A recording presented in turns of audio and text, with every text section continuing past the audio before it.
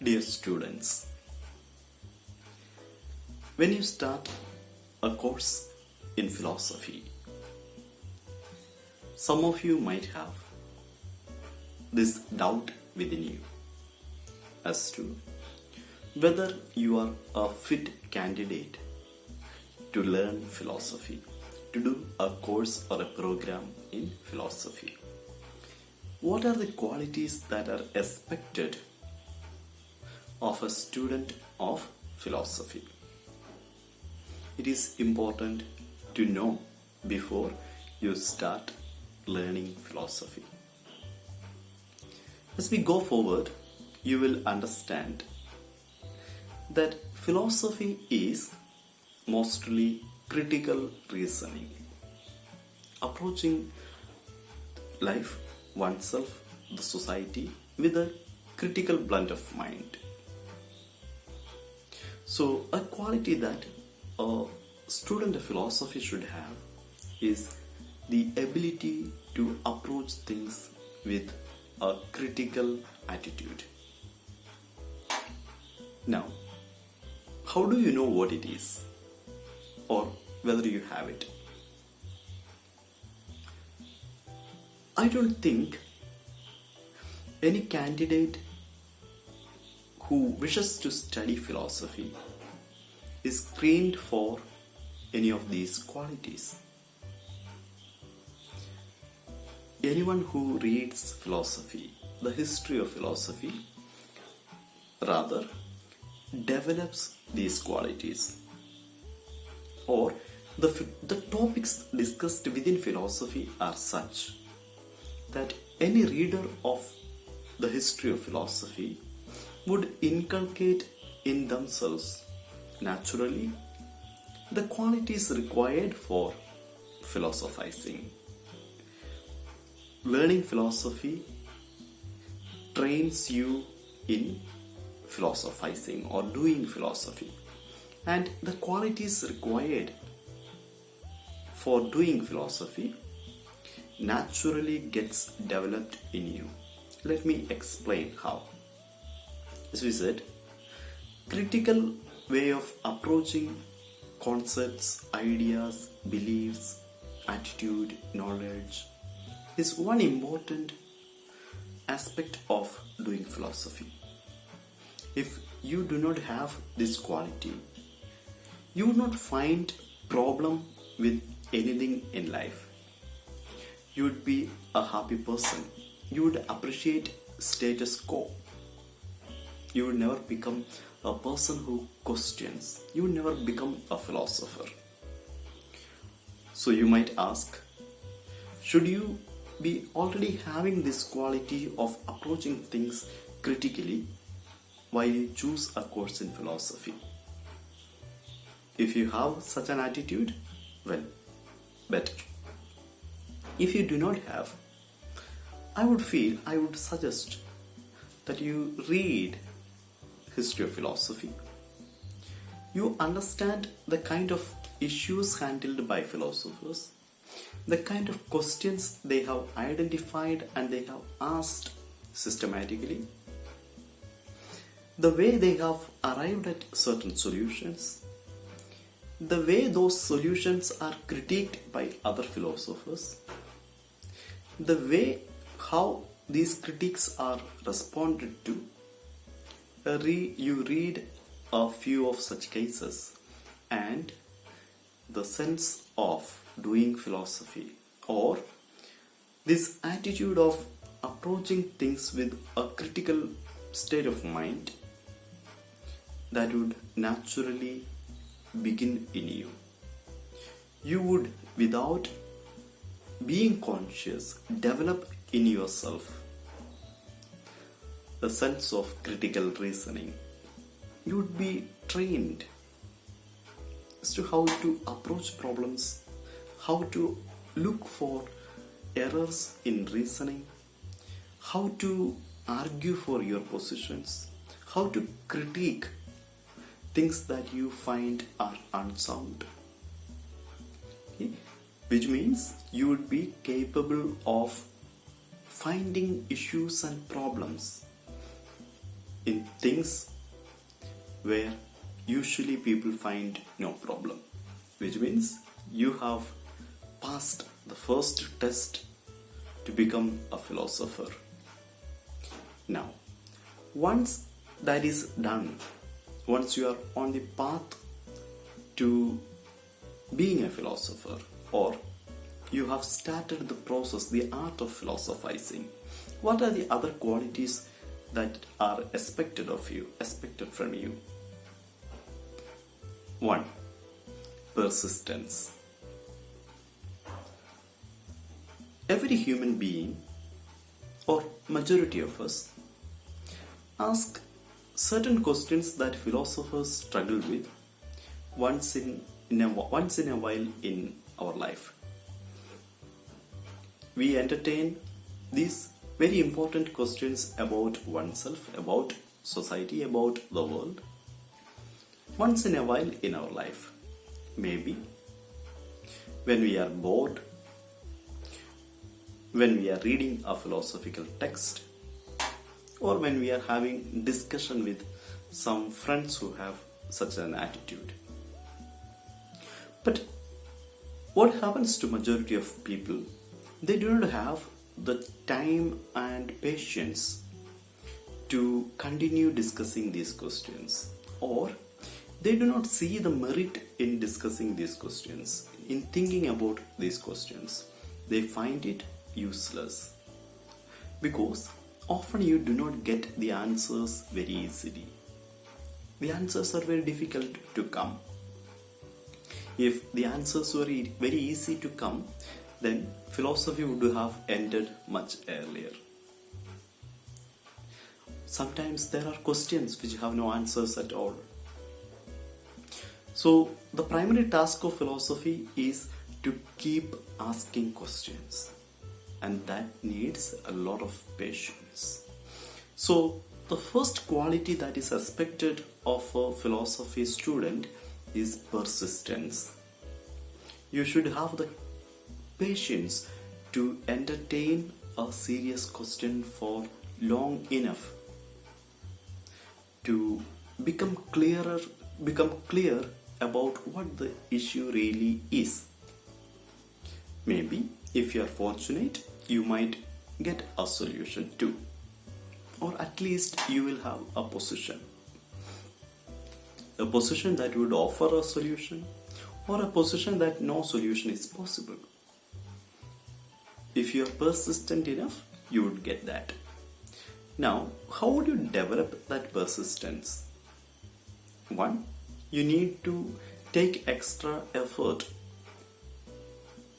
like reminding yourself about this question daily.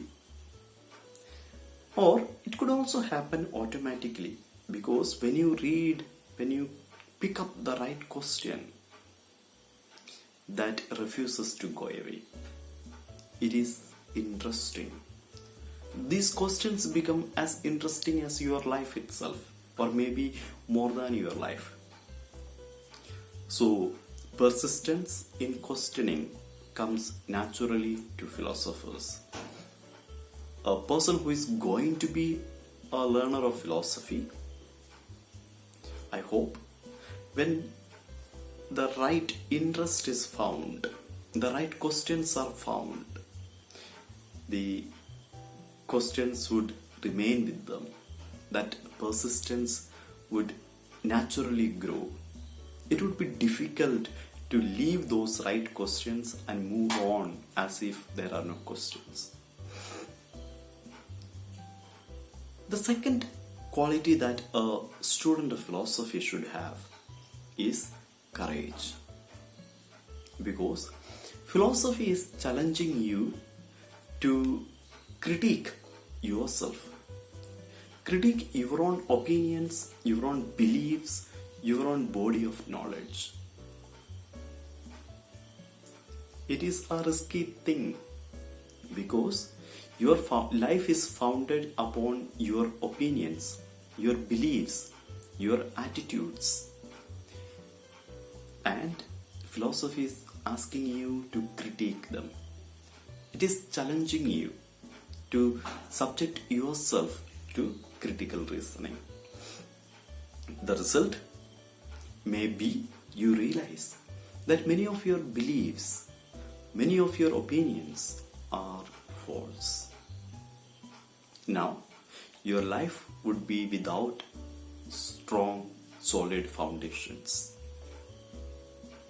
When you realize a belief that you held dear to yourself, closer to your heart, is wrong, you might feel depressed. If this is wrong, then anything could be wrong. If you are a true philosopher, maybe you would feel happy that I have realized something that is wrong. I can change now. But as far as ordinary individuals are concerned, hitting at our own foundations requires a lot of courage. The foundations of our life, our character, our behavior, that is challenged. Now, if the foundations are shaken, what else happens? What alternatives do you get? They are hard to come by. You may not get an alternative foundation very soon because now you would be suspicious. You would approach every belief, everything that is told to you with a skeptical mind. You will not accept things as easily as before. You will not receive or you will not accept and appreciate truths as before. It would take time for you to analyze and appreciate things that are told to you. So for a while, or even for a long duration of life, a long duration of time in life, you would be without a foundation, not knowing what your life is, what you are, what you should do. That is a very difficult time. You have lost what you had and you have not received something alternative. It requires a lot of courage to accept that I am wrong. It requires a lot of courage to go without strong foundations, strong conceptual foundations of life. Maybe, for example, a belief in God.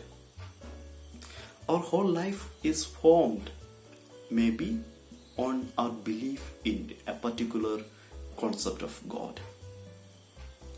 But the moment you start doubting that belief, that particular understanding of yours about God, your life starts shaking.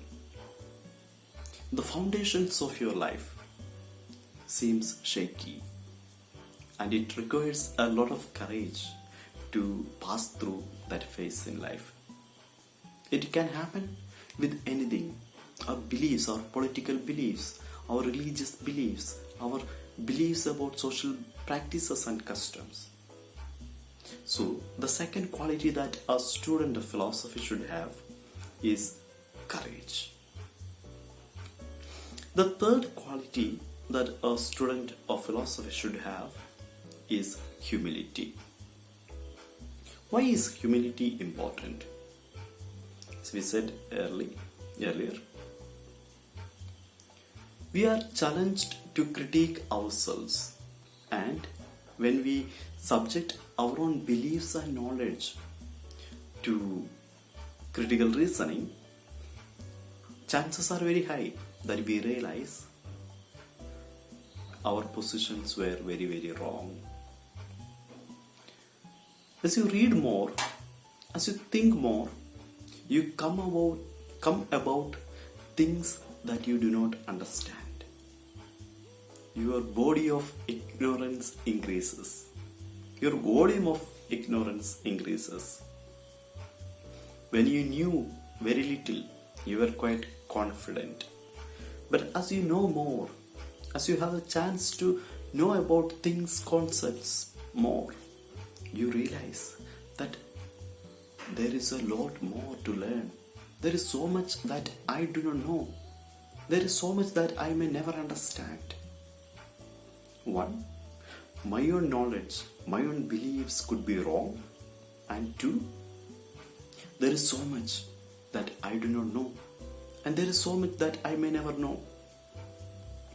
And also that the positions of the other people are much better.